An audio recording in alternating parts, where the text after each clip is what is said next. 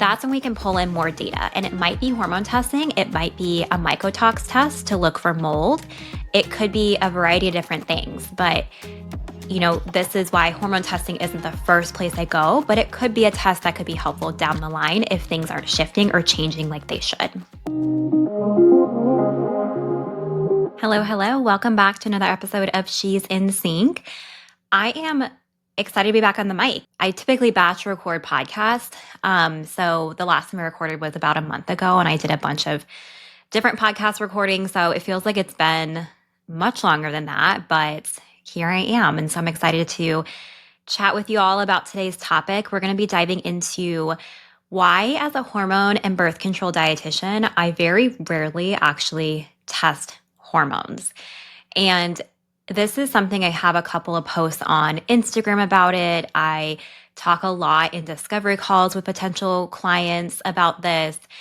And I decided it was finally time for me to record a podcast episode that can also refer people to, that better explains it and that gets this information out there, because this is one of the biggest mistakes I see women making in general with their hormones, whether or not it's when they are looking to stop birth control or whether they've already stopped and they're in that hormonal chaos. And then next week, we're going to be diving into the lab tests that I recommend running instead and why. So this is kind of a tee up for that conversation. So make sure that you hit subscribe and you come back next week to dive even deeper. I'll mention the labs that I run instead because, of course, I'm not going to leave you hanging with just take this information and figure it out. But I'm going to be I wanted a whole episode dedicated to diving really deep into that, because these labs are so nuanced and they all interplay. And so I think that's important. So to start, I want to set the scene a little bit about what I typically will see when I'm talking with women in the DMs or in conversation, quite honestly. I'm recording this in December and, we just passed Thanksgiving, it's holidays. And so even in passing, just having drinks with girlfriends or with family members who are women. And I hear this time and time again of, I got my hormones tested and I still felt horrible. Or I got my hormones tested, I was put on all these supplements to quote unquote balance my hormones. And maybe they helped for a little bit, but they were really expensive and I don't know if they were doing anything.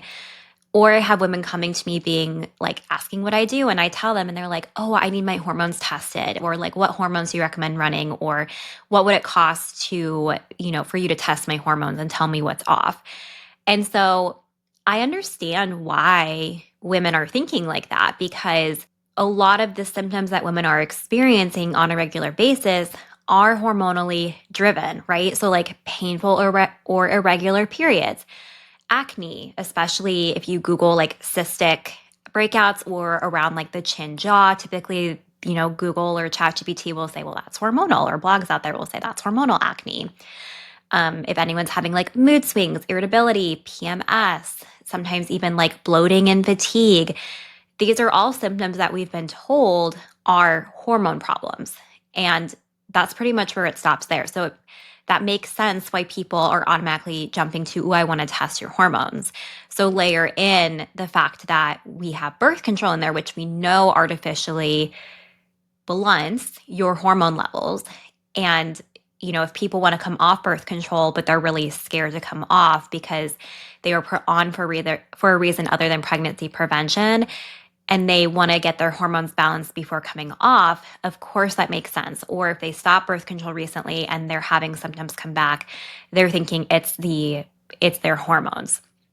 So I understand why people think that, and that's candidly a mistake that I made early on in my hormone journey and even early on in my practice. This was before I had Nourished by Taylor, but when I was working more with eating disorder clients, I dabbled a little bit in hormone testing.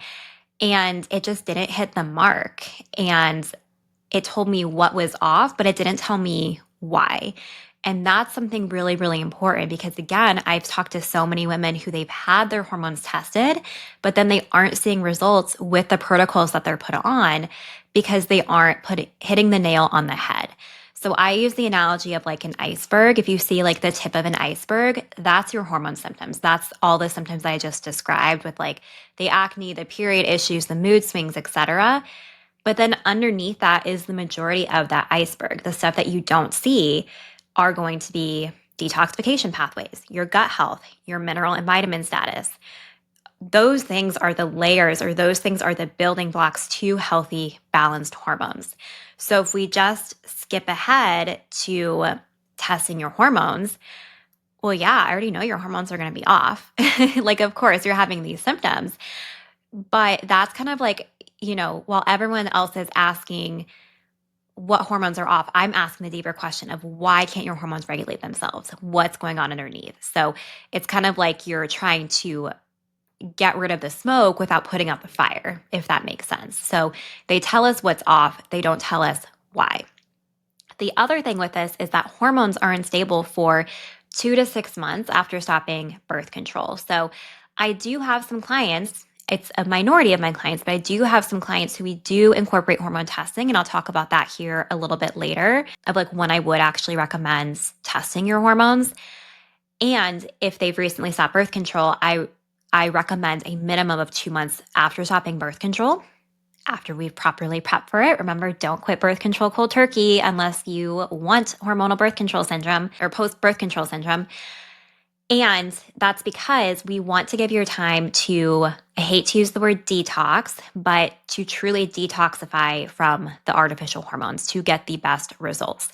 So you definitely don't want to do hormone testing when you're on birth control. It's not going to give you any helpful data because your hormones are flatline. You're not going to have accurate representation of what your hormones are doing because of that birth control.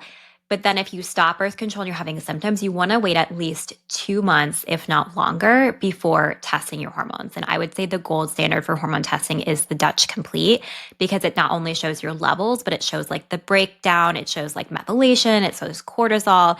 It gives a lot more detailed information. And again, you don't necessarily have to, because we need to address these underlying layers first. But I wanted to preface that by saying if you're someone who is on birth control, definitely don't test your hormones. If you have recently stopped, make for sure you're at least 2, if not more, months out. And, we can't interpret your hormones while your system is recalibrating. So that's where we have to take every piece of the puzzle into account. And the results don't tell us why those symptoms are happening to begin with. So I don't want you wasting your time. I don't want you wasting your money. Hormone testing, the Dutch test is expensive. It's up to, I think it's like the last time I checked for the average person, I get a little bit of a discount as a provider, but it's, I think like $600 when I ran it, if not a little bit more. It's pricey. It's a test that is an investment. So if that's not something we have to run and it's not the most useful use of your money, your hard-earned money, then I don't want you to do that. So like I said, I made that mistake early on in my acne healing journey. I've talked about that a lot, but in case you don't know or you're new to this podcast, when I quit birth control, I struggled for years, for 4 years at least, with post-birth control syndrome. My biggest struggle was my acne, and it was along my chin and my jaw. And so when I discovered the world of functional nutrition, I jumped to hormone testing because, again, I thought I was hormonally driven. It really didn't give me very much information. I learned I wasn't ovulating, which is helpful information. I was bleeding, but I wasn't ovulating. So that was a learning experience for me. I didn't know that. I didn't know you could bleed without ovulating and vice versa. But besides that, my testosterone wasn't high. My estrogen looked good. There wasn't really any information of like what exactly was happening that led to my acne. So it wasn't until I pursued specific functional nutrition training and got to the in-depth of like the layers that make healthy, balanced hormones that the needle started to move and my skin started to change and improve, and that lasted.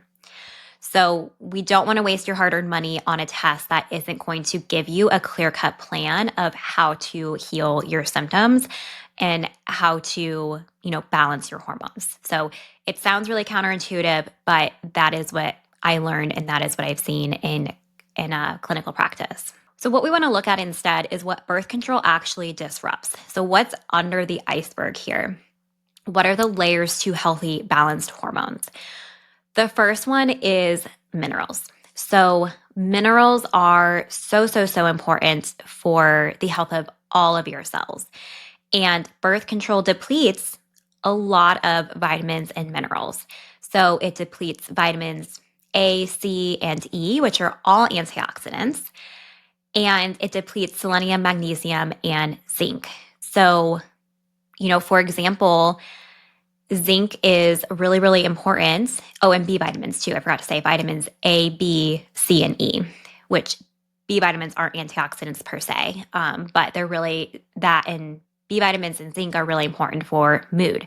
So think about if you stop birth control and or if you've been on birth control for years and the anxiety just suddenly starts building, the depression starts building, or all of a sudden one day you wake up and you're so anxious you can't manage. I'm not saying all of that's from birth control, but there's research showing, I have podcast episodes on this, where women who are put on birth control at an early age have up to an 80% more likelihood of developing depression. It's crazy.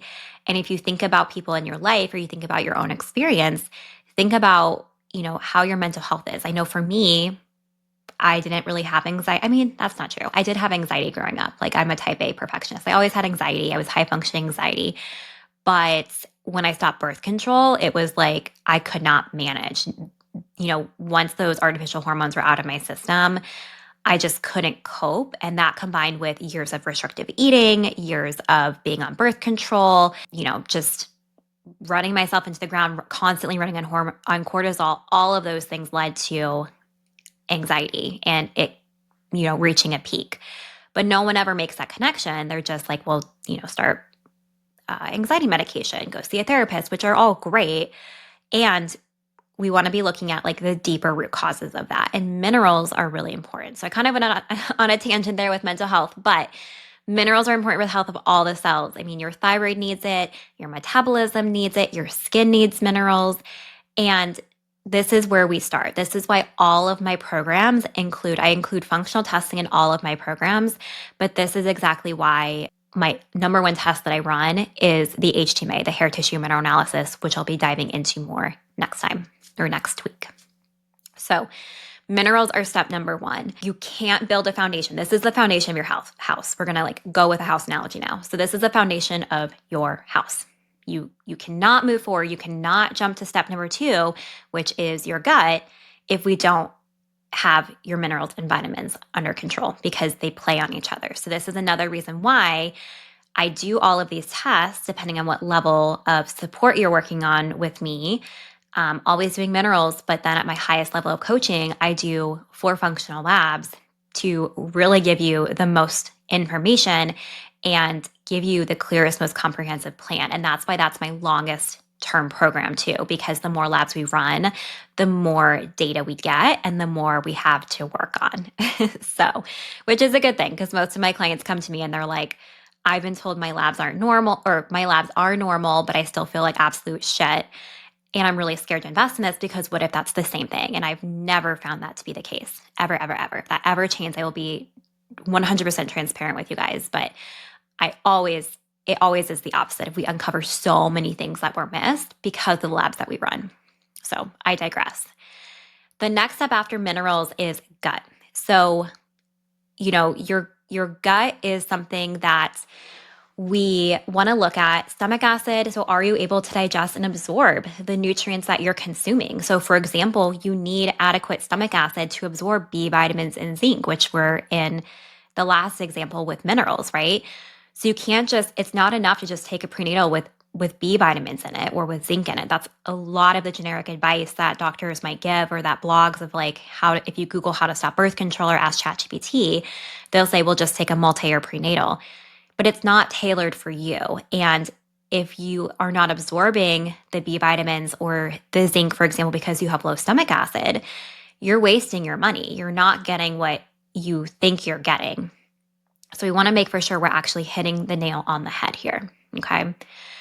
We also want to look at, are there any pathogens in the gut? So we want to make for sure that, pathogens are stress on the gut, but then we also want to make for sure that we are our detox pathways are open. So this is another strategic thing here. So number 3 is our detox pathways, which include your gut, and it includes your liver, your gallbladder, those types of things. So making sure detox pathways are open before moving into like a gut protocol, for example. And before even that, we need to make sure we're eating enough. We need to make sure we're managing stress. We're not burning through minerals like crazy.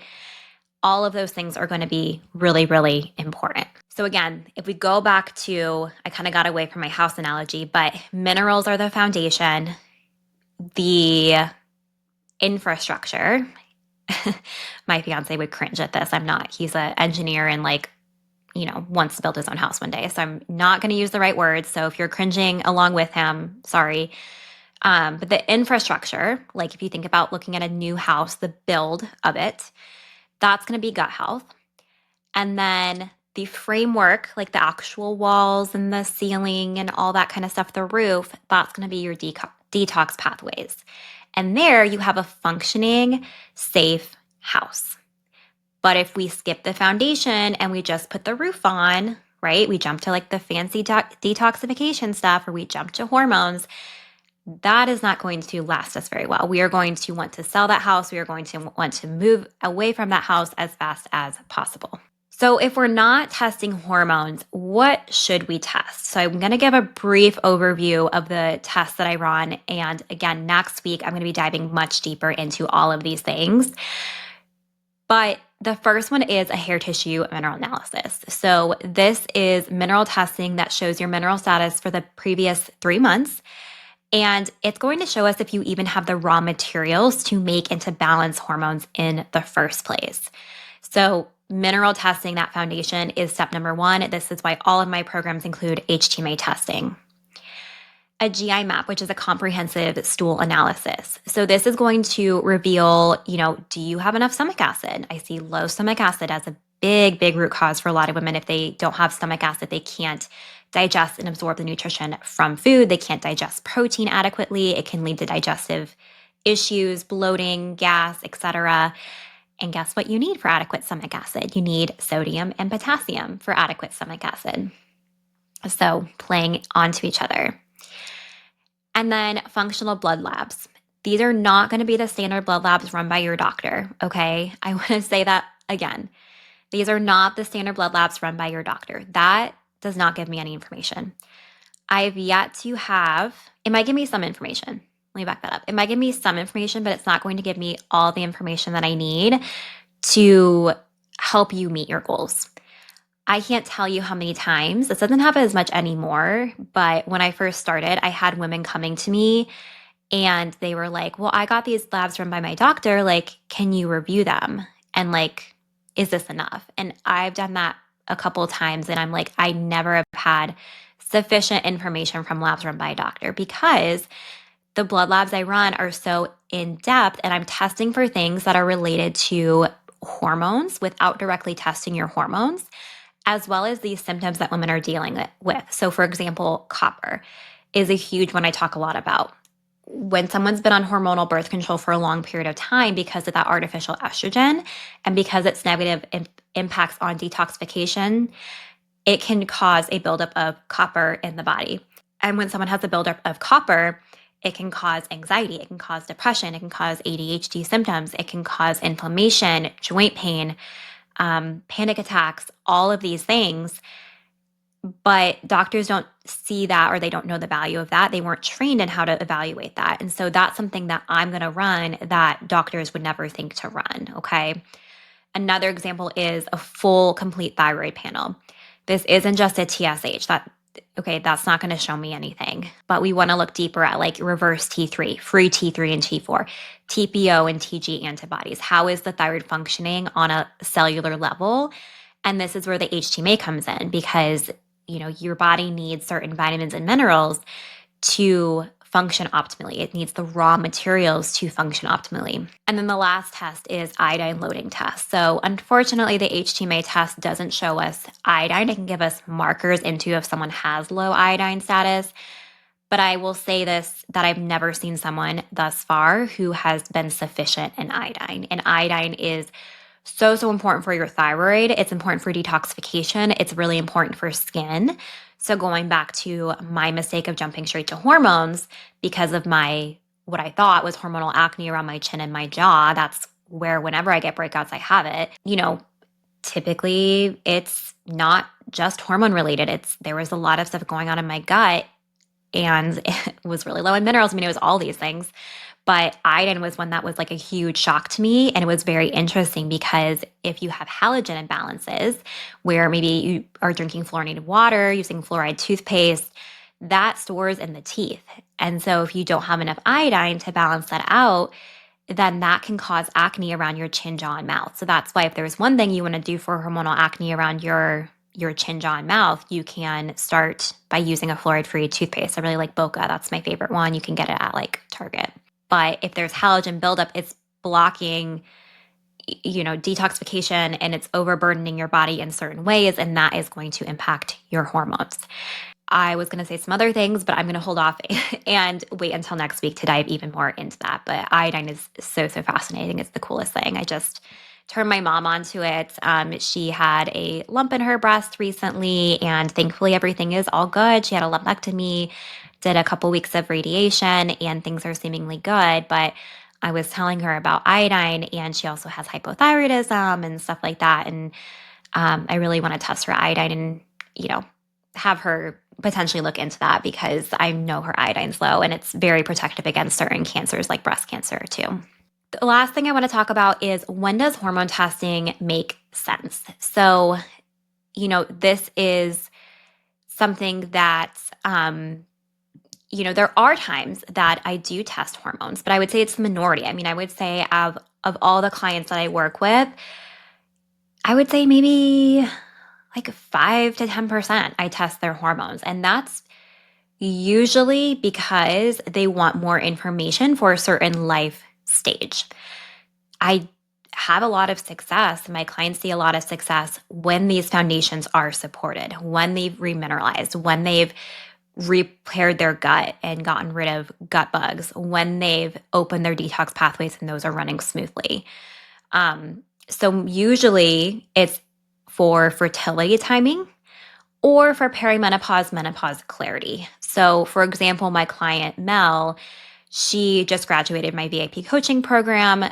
She had worked with me for actually 10 months. She initially enrolled with me and then she wanted to extend 5 more months to continue with support and feeling good and fine-tuning things. So we worked together for 10 months and she just officially successfully graduated, which is exciting. So throughout that time, we worked on all the foundations those first 5 months and we uncovered a lot.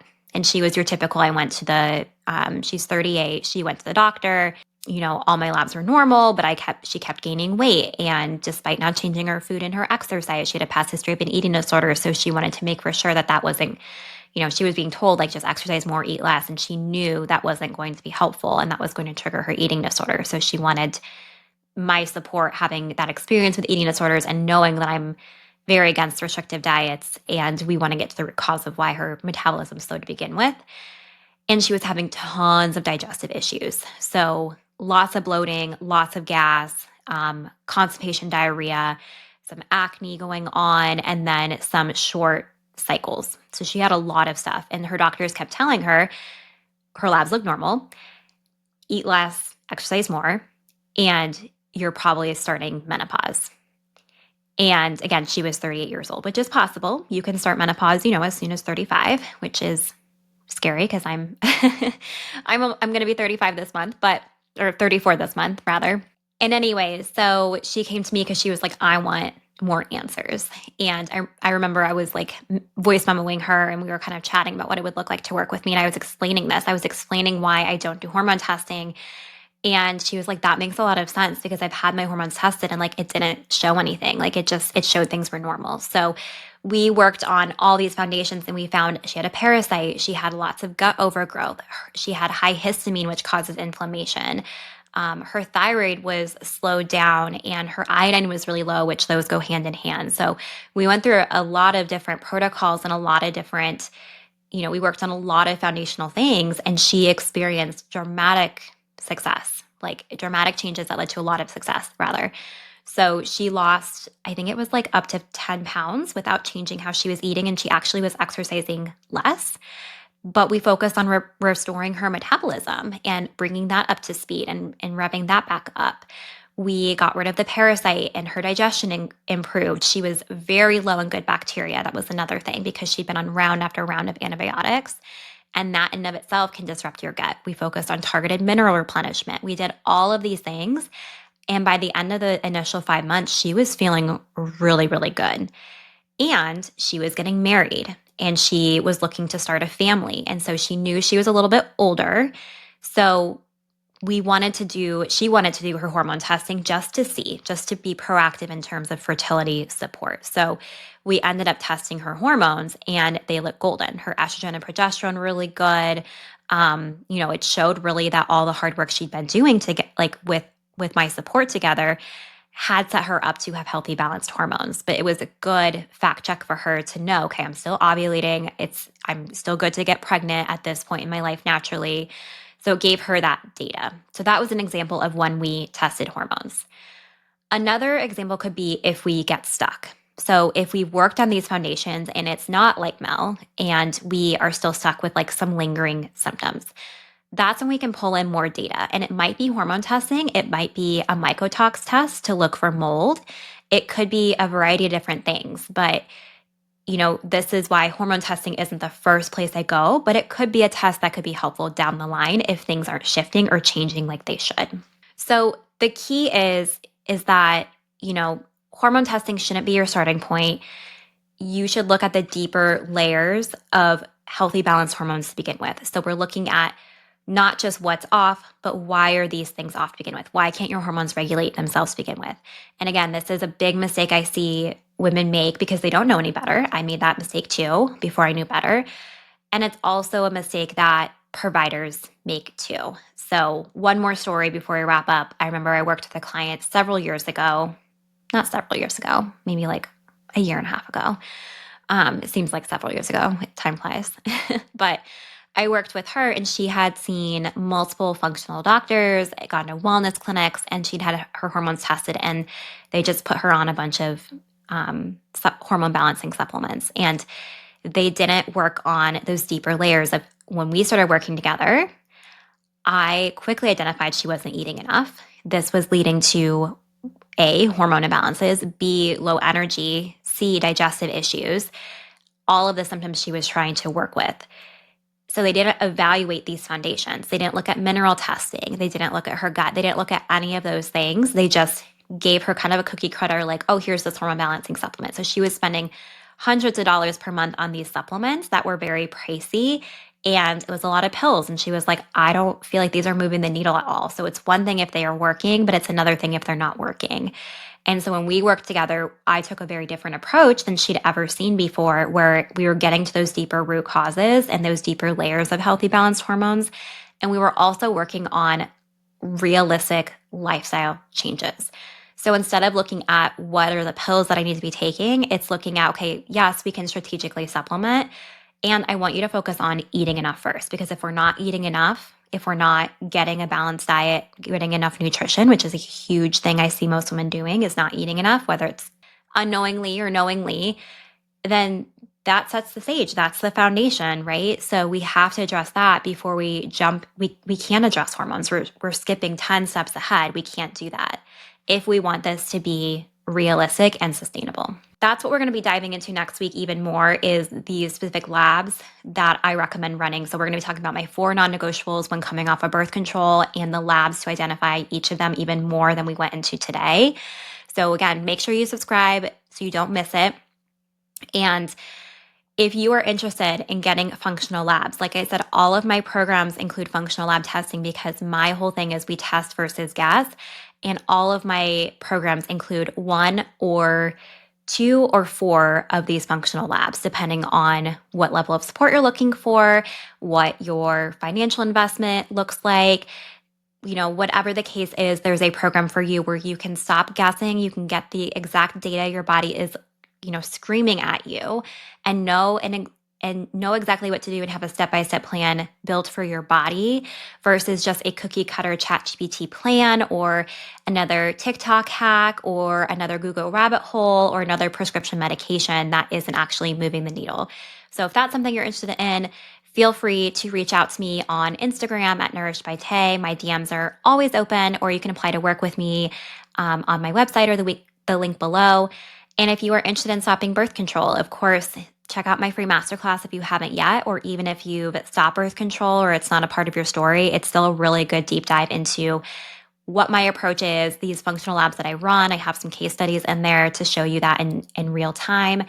And it's not another, like, oh, this is what the textbook is of how to stop birth control. This is actually clinically proven using my 4-step strategy that I've used with dozens and dozens of women on or off birth control that has been super, super effective. I'd also love to hear from you all. So if you leave a comment on YouTube, or if you shoot me a DM talking about how you love this episode or what was really helpful, any eye openers for you, light bulb moments, I love hearing from you guys, because sometimes it feels like I'm like talking into the abyss and I'm like, is this helpful? Is this not?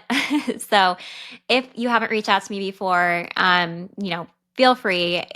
Again, even if it's not like something revolutionary, I love to hear from you guys. So until next time, everybody, I hope you have a great rest of your day and stay nourished.